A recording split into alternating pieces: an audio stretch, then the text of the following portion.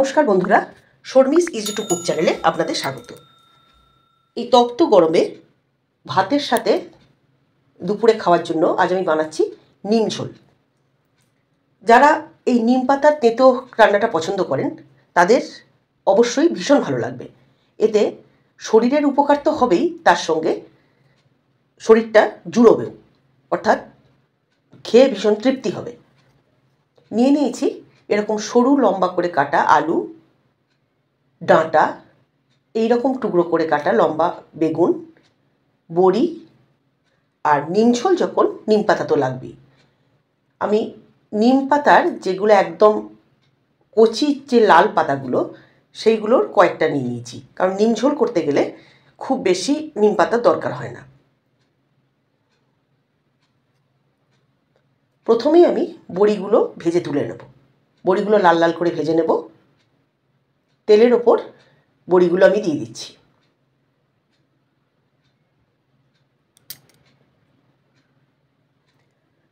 বড়িটা ভেজে তুলে নিচ্ছি।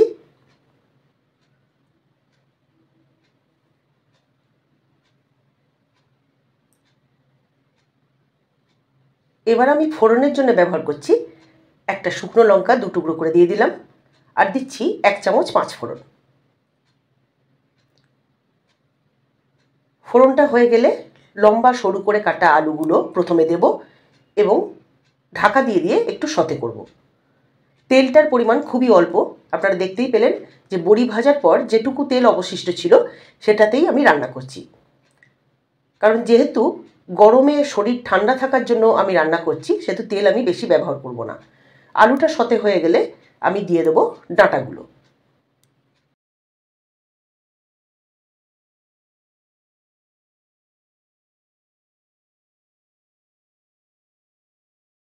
আমি ঢেকে দিলাম যাতে একটু সতেও হয় এবং নরমও হয়। এবার দিয়ে দিচ্ছি টুকরো করা বেগুনগুলো। একইভাবে আমি এর সঙ্গে নাড়াচাড়া করব।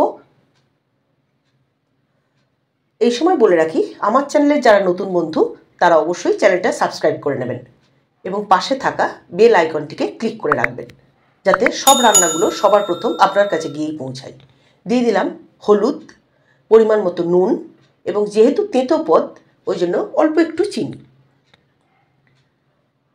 এগুলো দিয়েও আমি ভালোভাবে নাড়াচাড়া করে মিশিয়ে দিচ্ছি। নিম ঝোল রান্নার ক্ষেত্রে অন্য কোনো সবজি না দিলেই ভালো হয়, কারণ এই টেস্ট এবং এই গন্ধটা বেশি ভালো আসে। নিয়ে নিয়েছি আমি সাদা কালো সর্ষে, একটা কাঁচা লঙ্কা দিয়ে বাটা, আমি 1 চামচ এর মধ্যে দিয়ে দিলাম।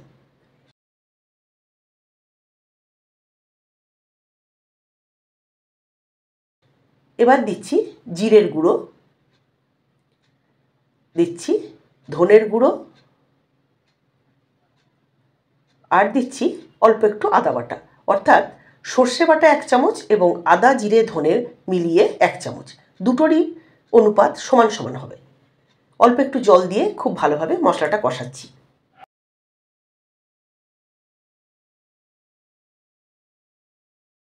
আমি নিজেও এই রান্নাটা খুব পছন্দ করি, কারণ এই রান্নাটা যারা একটু তেতো খেতে ভালোবাসেন, এই রান্নাটা এই পদটা দিয়েই সমস্ত ভাতটাই খেয়ে নেওয়া যায়। এর গন্ধটা এতই সুন্দর হয়।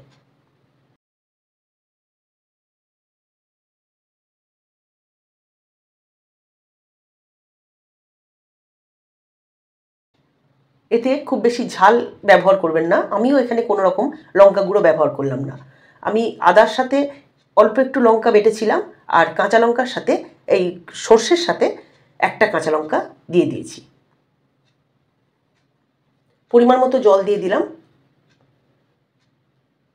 আপনারা আপনাদের পরিমাণ মতো, ঝোলের পরিমাণ মতো জল দেবেন, যাতে সবজিটাও ঠিকঠাক সিদ্ধ হয়ে যায় এবং ঝোলটাও ঠিকঠাক থাকে। দিয়ে দিচ্ছি ভাজা বড়িগুলো। এবার আমি একসাথে এগুলো সিদ্ধ হতে দেবো। বড়িগুলো দিয়ে দিলাম, বড়িটা এর মধ্যে সিদ্ধ হয়ে নরমও হয়ে যাবে এবং তার সাথে বড়ির যে ফ্লেভারটা ঝোলের মধ্যে পুরোপুরি এসে যাবে।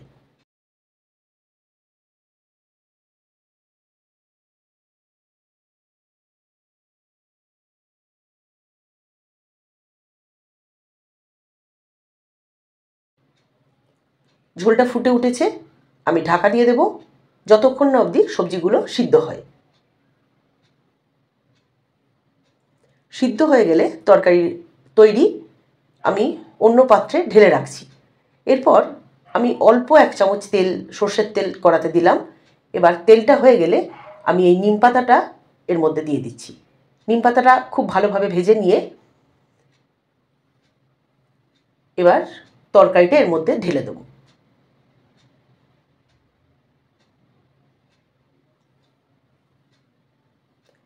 হালকা হাতে মিশিয়ে নিচ্ছি, খুব বেশিক্ষণ ফোটাবো না। নিম পাতার ওপর এই ঝোলটা যেমনি দিয়েছি, খুব সুন্দর একটা তাজা নিম পাতার ফ্লেভার আসছে। বড়ি, ডাঁটা এবং নিম পাতার খুব সুন্দর একটা গন্ধ উঠছে, যেটা আপনারা রান্না করলে অবশ্যই ভালো লাগবে।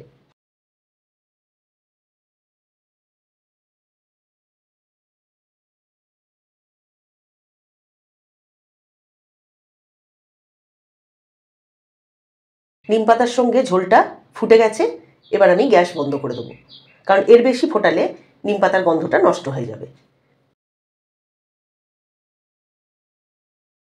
তৈরি দুপুরে ভাতে খাওয়ার জন্য নিম ঝোল। অবশ্যই এই গরমেতে রান্না করবেন এবং সবাই মিলে খাবেন।